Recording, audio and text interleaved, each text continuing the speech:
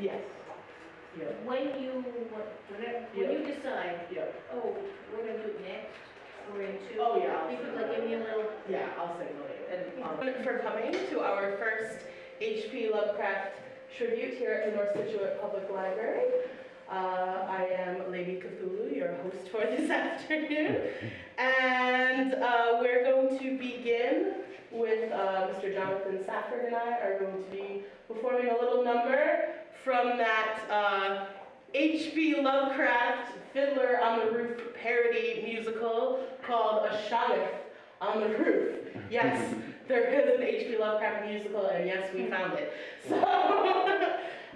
So this is their version of the song To Life.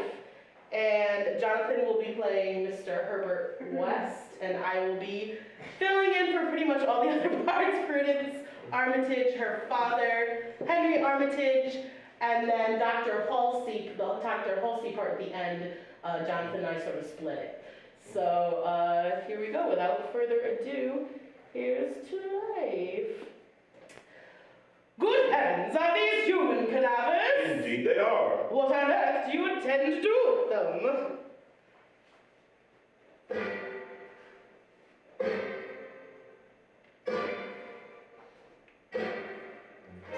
To life, I'll bring them.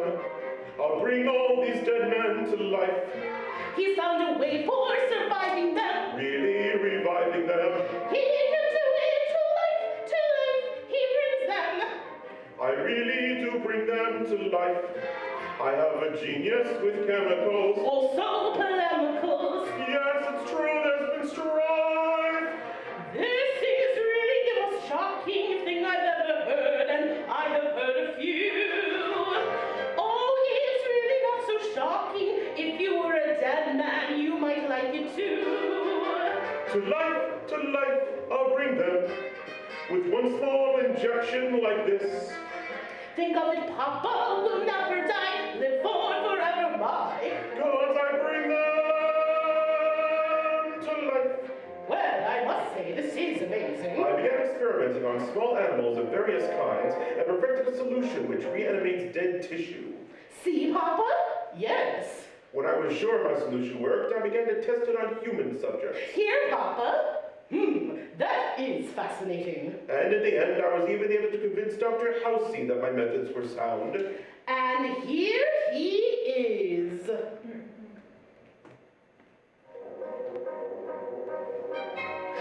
life, he brought me. I brought Dr. Halsey to life. Of course, I first had to kill the man with some ingenious plan. He just shot him. Okay, it's true, I shot him. I shot him, but brought him to life. He has no reason to want to live. I do, she's yours to give. Prudence here as my wife. Oh, Papa dear, I want to marry Herbert, since he has a power once reserved for God. Could never say no to you, my darling, even though young West should face the firing squad. To life, we'll bring it. A marriage, or worse. And if that life has no quality, so there's the quantity, we will bring it to life.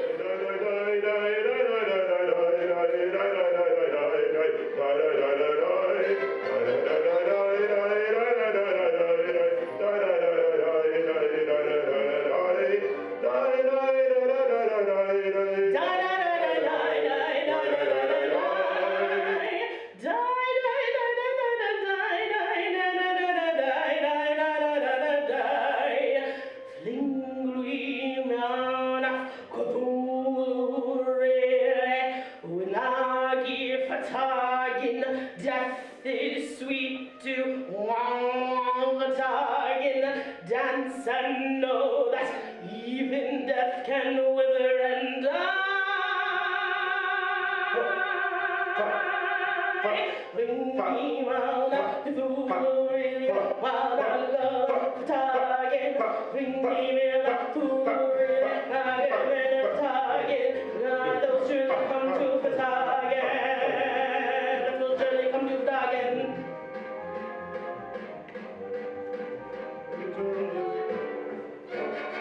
See, all the folly and despair of all humanity.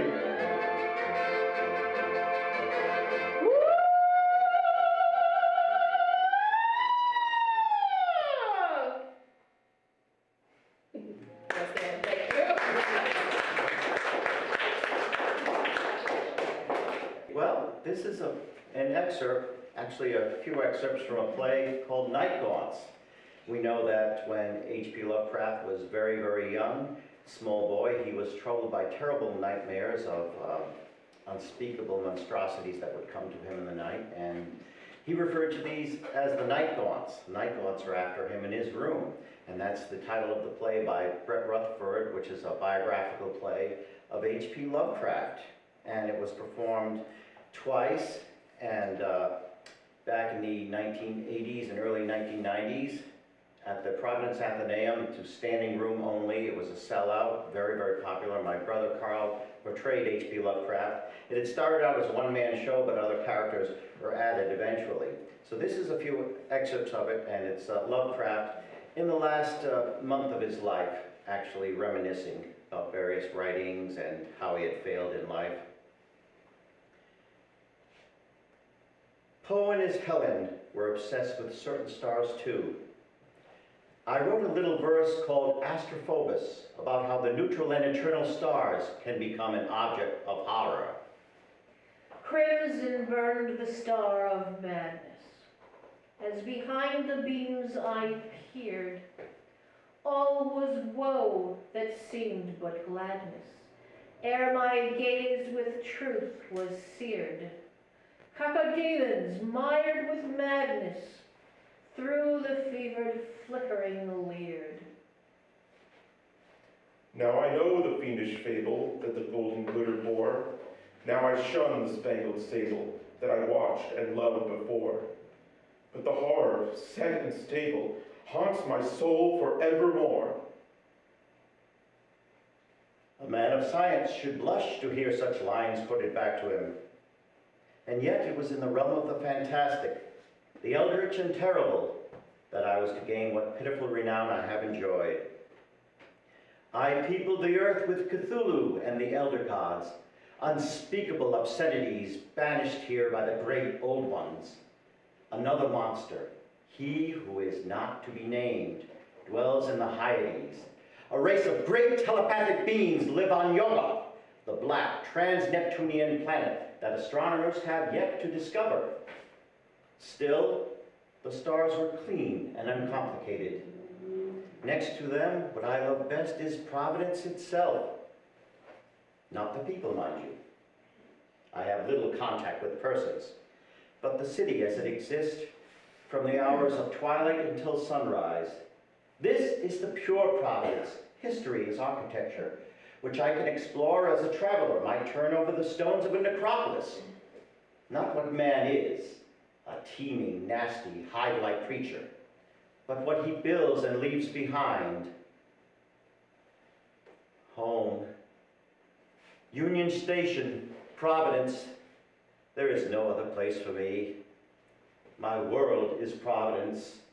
I am Providence! And Providence is myself. Together, indissoluble, as one. Thank you.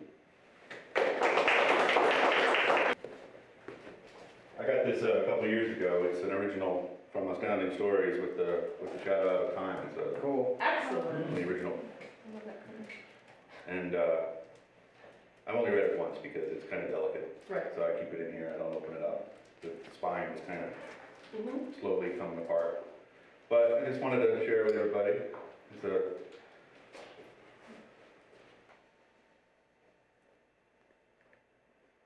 yeah. This is an old one by H.P. Night Gaunts. Out of what crypt they crawl, I cannot tell, but every night I see the rubbery things, black, horned, and slender, with members' wings, and tails that bear the biffid barb of hell. They come in legions on the north wind's swell, with obscene clutch that titillates and stings, snatching me off on monstrous voyagings to gray worlds beyond, hidden deep jagged peaks of thought they sweep, heedless of all the cries I try to make, and down the nether pits to that foul lake, where the puff Shoggoth splash in doubtful sleep. But oh, if they would only make a sound, aware of face where faces should be found. The part of Asenath in the scene, and Dori is Jill. We're sisters. Looking for a man in 1926. Okay. All right. Oh, here we go. All right, Jill. Are you ready? I don't know, Asenath. Now it doesn't seem like such a good idea. Come on, we can sneak in and out in no time. Dad will never know the difference. But Asenath, some of the books in the library are dangerous. Papa has warned us so many times. Oh, Jill, they're just books. How dangerous can they be? Listen, Prudence has her mad scientist. She met him in the library. I want an incubus of my own to take me in his hot, powerful arms. Well, Come on, it will be fun. okay. Here is the vault of the rarest and most esoteric books in the library. Oh, Asenath, be careful. Look, Jill, here they all are. The Outdown Shards, Coup de Ghoul, Liberationis, Unsprechlichen Kuchen, all 7 cryptical books of San. Wow, look at that one. The Necronomicon. Oh, Asenath. No, not that one, Asenath. Anyone but that one. The Necronomicon is not a toy. Oh, all right. The Liber Ivonis, also known as the Book of Eabon, very old and powerful. Now I'm thankful that Dad made us take Latin as our elective. Amor, Vincit, Omnia, Ethnosodamus, Amori. Let's see. Summoning. Ah, here it is. No incubuses. Oh, darn. Dimensional Shambler, Turgos. Hunting Horror, No arms. Night Gaunt. Oh, they're good for a laugh, but in the end, they always dump you in the middle of nowhere. I've heard. Shoggoth, Ew! Bayaki. Bayaki. What's he like? An interstellar race, tame, trained, blah, blah, blah, blah, capable of flying through the vacuum of space and carrying a rider. Cool! Light some candles and we'll check them out. Let's see. Yasher Umayalki Utuk Zul Tar Data Kakt Aktaman Yasera Kakt Aktaman Yasera Baranazu Absu Bayaki to Amazul.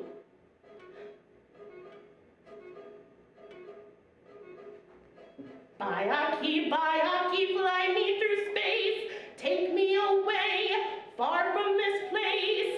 Bayaki, what can I do to go for a ride with you? Bayaki, now heed my call. I've done the spells, I've done them all.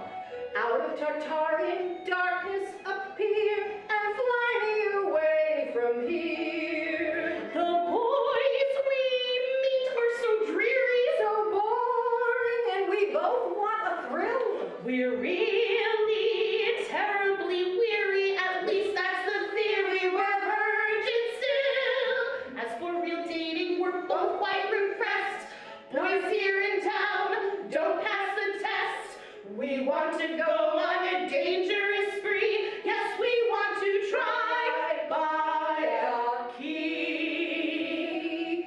Jill, I had no idea you were so interested in boys. Well, sure. I'm about to graduate high school. It's 1926. I'm a modern girl. But I don't want just any boy. I'm looking for someone special. Sure, aren't we all? Sister, dear sister, the boy that I want to find is wild, intense. He'll make me lose my mind, but still a nice man, a good man. Yes, sure. I want a man who's thrilling, who's deeper than the sea.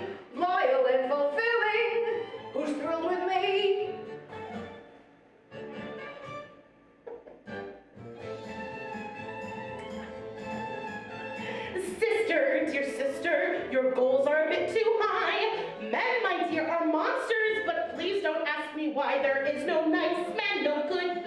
It's true. So if I must have monsters, I'm damned if I'll despair. I'll summon up a real one and go from there. I hear a flapping sound. Cheerful, so there's something going on. Well, now, who would have guessed it? My little black book is the book of A.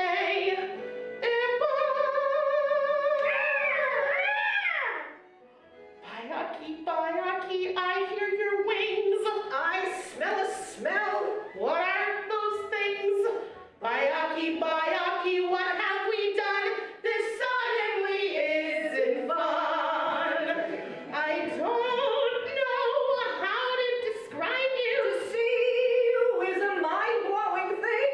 Not moles, crows, nor ants are quite like you, nor partially decomposed human beings.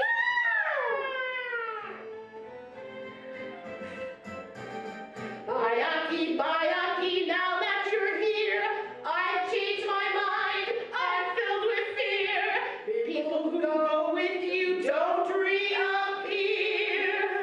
So leave me alone, I'll stay at home, I will forget we ever met. I must not and won't recall.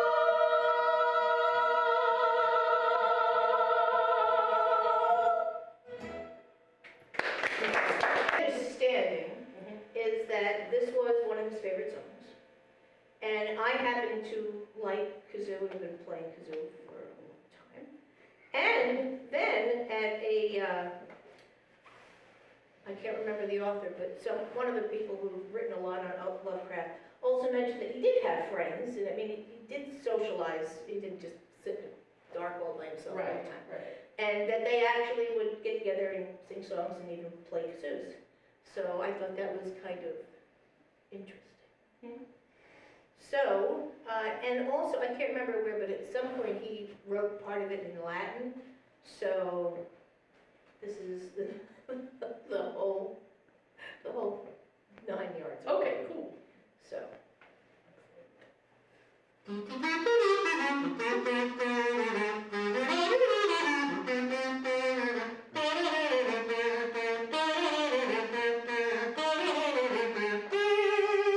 Yes, we have no bananas.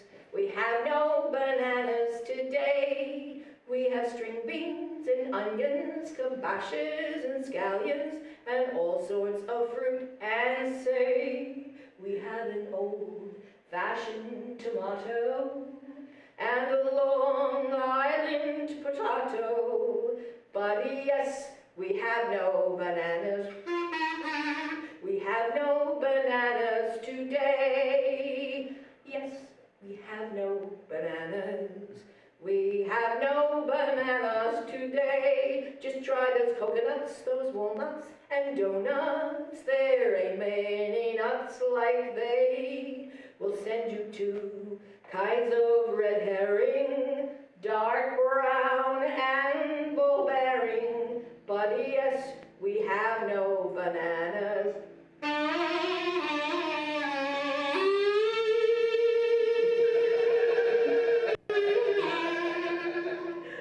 Certes hodea non habemos bananae. You will do what you'd ready and breathe. You better watch out. You better go hide. And our sides needed for the Yuletide. Great old ones are coming to town. They're making a fist and shaking it twice. They're going to hit you, naughty or nice.